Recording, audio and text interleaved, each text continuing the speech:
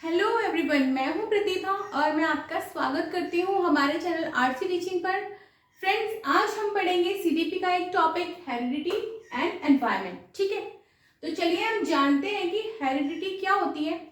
Heredity होती है कि जो क्वालिटी, जो करेक्टरिस्टिक्स हमें अपने पेरेंट्स से मिली है, मतलब कि हमें अपने जीन्स से मिली है, वो होती है हेरिडिटी। ठीक है, अब heredity is the transmission of trait, मतलब ये ट्रांसमिट हो रहा है। हमारे मम्मी पापा में जो गुण थे वो हम में आ गए, जैसे कि हमारे बालों का कलर, आईज का कलर, बॉडी स्ट्रक्चर, ये सब क्या है, हाइट, ये सब क्या है, हमारे पेरेंट्स से हमें ट्रांसमिट हुई है। किसके थ्रू ट्रांसमिट हुई है? जीन्स के थ्रू। ठीक है, तो transmission of genetic trait from parents to their children. ठीक है, तो जो भी हमें अपने पेरेंट्स से विरासत में मिला है वो क्या है?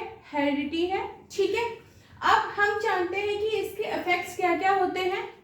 तो ये हेरिडिटी क्या है? हमारे फिजिकल करेक्टरिस्टिक्स पे इफेक्ट करती है, बिल्कुल करती है।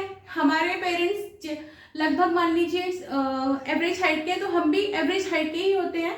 ठीक है, और जैसा उनका बॉडी स्ट्रक्चर है उस टाइप का, और हेयर्स का कलर और सब कुछ हमारे फिजिकल, हमारे पेरेंट्स से जो हमें जीन्स मिले होते हैं उनका ट्रांसमिशन होता है। ठीक है, उसके बाद ऑन इंटेलिजेंस, हमारे जो इंटेलिजेंस है, मान लीजिए जिसके पेरेंट्स काफी इंटेलिजेंट है उनके बच्चे भी क्या है, काफी इंटेलिजेंट ही निकलते हैं। ठीक है, उसके बाद आता है हमारे करेक्टर पे, मतलब कि हमारा जैसा नेचर होगा, हमारा नेचर कैसा है, लोगों हम रूड हैं या फिर हमेशा काम रहने वाले हैं, तो ये सब क्या है?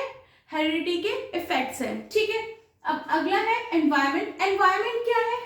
Environment is used to describe an aggregate of all external forces, मतलब कि जो हमारे डेवलपमेंट में जितने भी बाहरी हमें बाहरी लोगों से जो हमारा इंटरेक्शन है, बाहरी चीज जो हमें मिल रहा है, वो हमारा एनवायरमेंट होता है।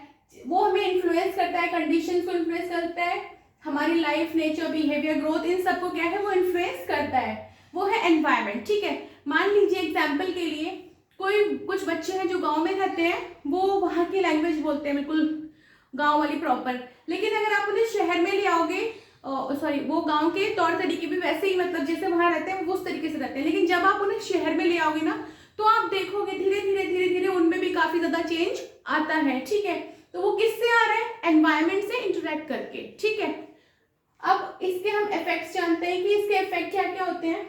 तो एनवायरमेंट क्या है? फिजिकल डिसिमिलरिटी भी क्रिएट करता है, जैसे कि हमने देखा है जैसे फॉरेन के लोग हैं वो काफी ज्यादा फेयर होते हैं ना, तो वो वहाँ का वैसा इन्वायरमेंट है, वहाँ काफी ज्यादा ठंड होती है, इस वजह से वो ऐसे होते हैं। ठीक है, और जैसे कि जो पहाड़ पे रहने वाले लोग हैं उनका फिजिकल स्ट्रक्चर अलग होता है, जो प्लेन के हैं उनका फिजिकल स्ट्रक्चर अलग होता है, तो ये क्या है? एनवायरमेंट की वजह से भी होता है। ठीक है, उसके बाद आता है पर्सनैलिटी पे। हमारी जो पर्सनैलिटी है, वही मैंने आपको गाँव में जो बच्चे रह रहे हैं उनका एग्जाम्पल दिया, अगर उन्हें आप शहर में लाओगे तो उनकी पर्सनैलिटी में आपको चेंज नजर आएगा, तो वो किसकी वजह से आ रहा है? एनवायरमेंट की वजह से आ रहा है। ठीक है, और ऑन मेंटल ग्रोथ, मतलब जो हमारी मेंटल ग्रोथ, मानसिक विकास है, इसका भी हमारे एनवायरमेंट का काफी फर्क पड़ता है इसके ऊपर भी।